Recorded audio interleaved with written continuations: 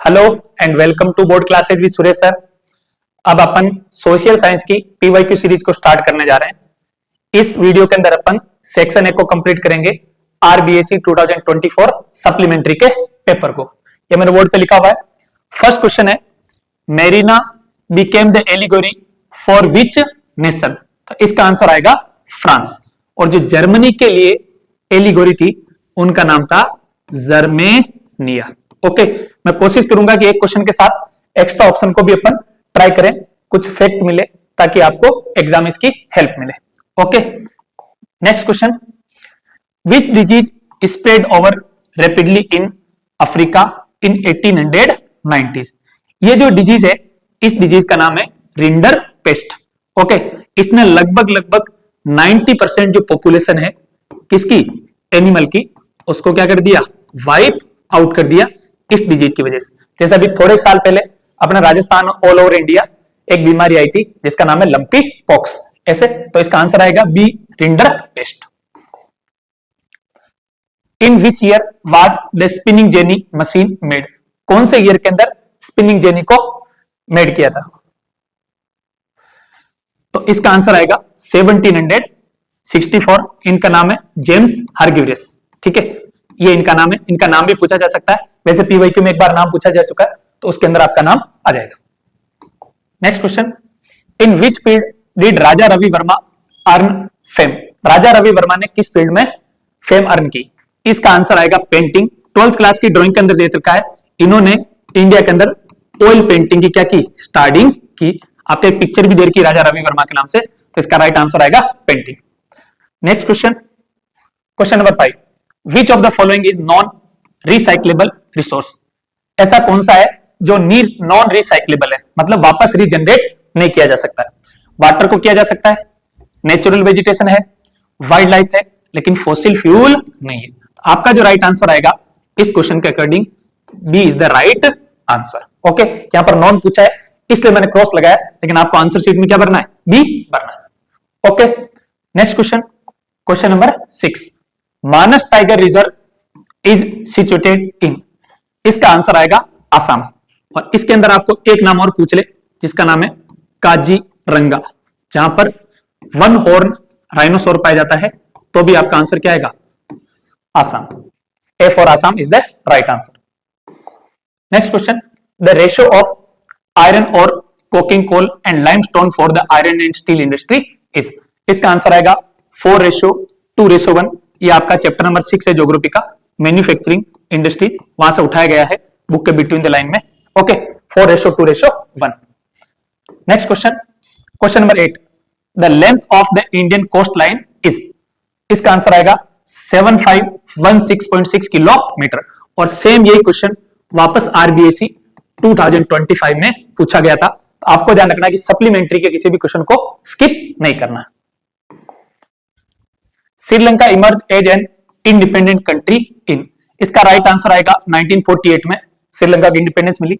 एक क्वेश्चन और पूछ सकता है कि सिनेला लैंग्वेज को ऑफिशियल लैंग्वेज का जो दर्जा है श्रीलंकन गवर्नमेंट ने कब दिया था? उसका आंसर आएगा 1956। Question number 10, the subject of the concurrent list in Indian constitution is? हमेशा ध्यान रखो, ऐसे क्वेश्चन के अंदर बच्चे को बहुत ज्यादा कंफ्यूजन रहता है। बैंकिंग आपका आएगा यूनियन लिस्ट के अंदर, करेंसी आपका आएगा यूनियन लिस्ट के अंदर, पुलिस आएगा आपका स्टेट लिस्ट के अंदर। अपन बोलते हैं राजस्थान पुलिस। तो इसका राइट आंसर कंकरेंट लिस्ट में क्या आएगा, मैरिज है, डिवोर्स है, अडॉप्टेशन है, सक्सेशन है, इनहेरिटेंस है, ऐसे सब्जेक्ट आते हैं। C is the right answer. Question number 11, a person who consider that religion as the main basis of the community is called? आपका आंसर आएगा कम्युनलिस्ट। ओके, जो कास्ट के बेस पे सोसाइटी के अंदर कि केवल कास्ट ही सब कुछ ये मान के चलते हैं उसको बोलते हैं कार्टिस्ट। और सेकुलरिस्ट का मतलब होता है जो किसी भी कंट्री का स्टेट रिलीजन नहीं होना चाहिए। जैसे इंडिया एग्जांपल है, there is no state religion of India. तो इसका राइट आंसर आएगा communalist. One of the following characteristics is found in democracy? ये वेरी मोस्ट इंपोर्टेंट है, ये एक बार ही पूछा गया इतने साल के अंदर। इसका आंसर आएगा हार्मोनी अमोंग सोशल डिवीजन। ये आपके टॉपिक से उठाया गया, तो B is the right answer. When did Mahatma Gandhi national rural employment guarantee act came into force? इसका आंसर आएगा 2005 एमजी नरेगा। अब इसका नाम चेंज हो गया, वी राम जी के नाम से नाम चेंज कर दिया गवर्नमेंट ऑफ इंडिया ने। Which fulfilment in the format of cheque is filled by the payer? देखो अकाउंट नंबर आपको चेक के अंदर दिया रहता है, नेम ऑफ बैंक आपको दिया रहता है, सीरियल नंबर आपको चेक में दिया जाता है। अपन क्या भरते चेक के अंदर? Payable amount. आगे बात समझे? तो D is the right answer. अपन अब लिखते हैं ना, जैसे किसी को 1500 रुपीज लिखना है तो अपन 1500 लिख कैसा लिखते हैं, और लैंग्वेज में भी लिखते हैं वर्ड्स में 1500 ओनली। ये इसलिए लिखते हैं कि जो अपने अमाउंट भरा उसमें कोई भी बंदा बंदी और अमाउंट उसके अंदर इंक्रीज ना कर पाए, इसलिए लाइन खींच के डेस लगाते हैं। बैंक का ये सिस्टम रहता है।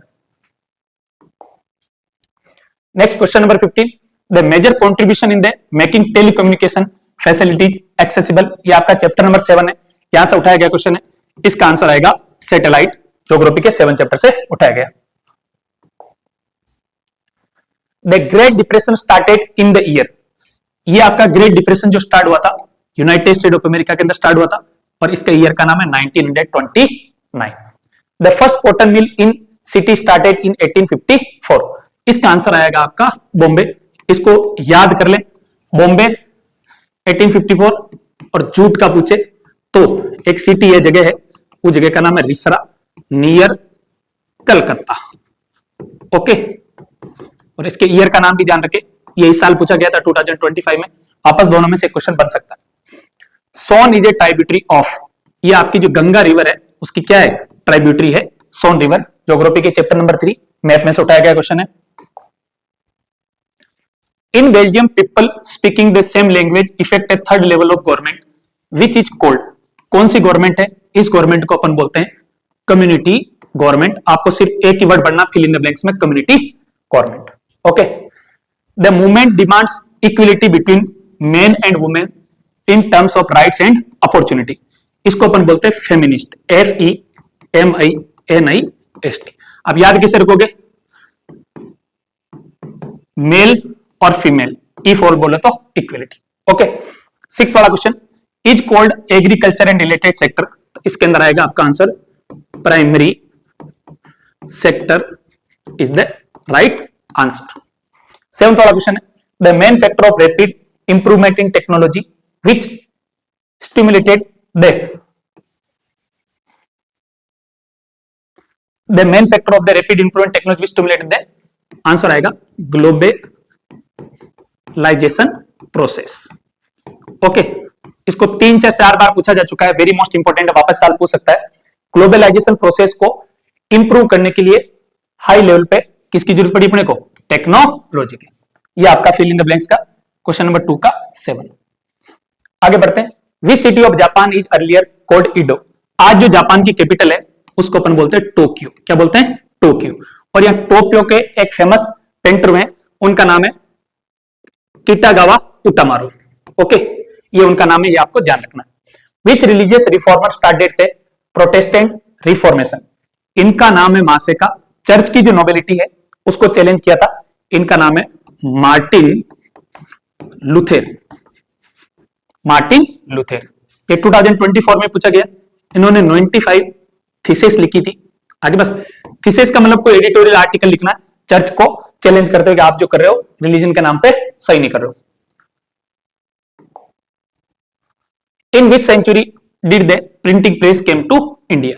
इसका आंसर आएगा मिड 16th सेंचुरी। ओके, और देश में सबसे पहले प्रिंटिंग प्रेस कौन लेकर आए? पुर्तगीज। और उस सिटी का नाम भी ध्यान रखना, ये भी कई बार पूछा जा चुका, Goa. Right one characteristic of reserve forest. Reserve forest है वो क्या है? अपने कंट्री का जो टोटल है ना एरिया, उसका मोर देन हाफ है, more than half of total land forest. Okay, और दूसरा इसकी जो मेजर जो कैरेक्टरिस्टिक्स है, ये मोस्ट वैल्यूएबल है। किस टर्म में? वाइल्ड लाइफ हो चाहे फॉरेस्ट रिजर्व की कैटेगरी के अंदर हो, मोस्ट वैल्यूएबल। इसके अंदर आपको एंट्री स्ट्रिक्टली प्रोहिबिटेड रहती है, कुछ भी आप हंटिंग या ट्रीज की कटिंग वगैरह नहीं कर सकते हो। ये लाइन लिखनी जो एनसीईआरटी में लिखी हुई। अगला question, which country is the largest producer of jute good. अपना जो इंडिया का जो मैप है उसके आसपास यहां पर देखें, बांग्लादेश के बाजू में कंट्री है, उस कंट्री का नाम, सॉरी वेस्ट बंगाल के बाजू में कंट्री है, उसका नाम है बांग्लादेश। ओके, तो इंडिया के अंदर सबसे बड़ा स्टेट का नाम पूछ सकता है फ्यूचर में, तो आपका आएगा वेस्ट बंगाल। लेकिन क्वेश्चन पूछ रहा है तो बांग्लादेश सबसे बड़ा प्रोड्यूसर है, इंडिया की जूट प्रोड्यूसर के अंदर सेकंड रैंक वर्ल्ड के अंदर। Okay, in which language has the majority of speakers in Brussels the capital of Belgium.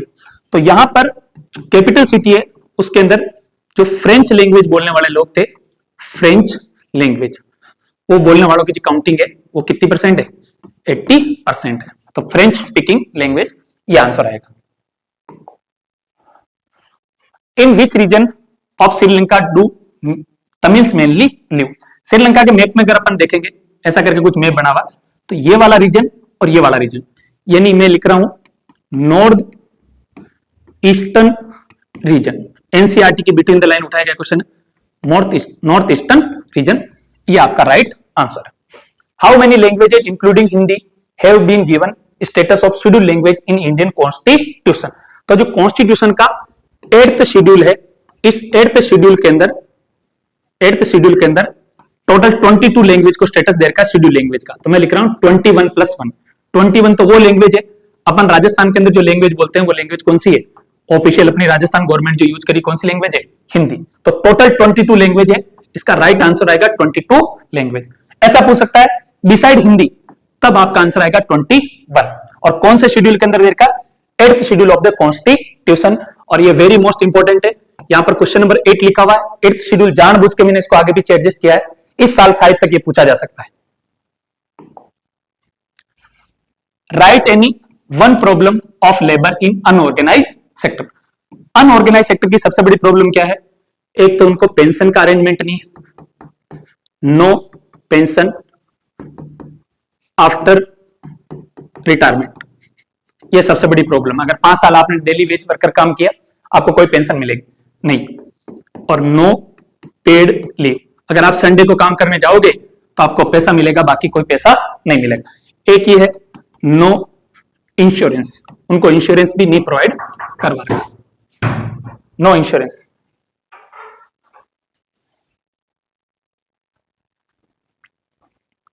Question number 10 है, in which year did far reaching changes in economic policies begin in India.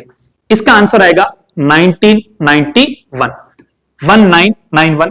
Doctor Manmohan Singh ji इस time पे India के क्या थे, finance minister थे, और prime minister थे PV Narasimha Rao ji. आगे जाके डॉक्टर मनमोहन सिंह इंडिया के रिजर्व बैंक ऑफ इंडिया के गवर्नर भी बनेंगे और इंडिया के प्राइम मिनिस्टर भी बनेंगे।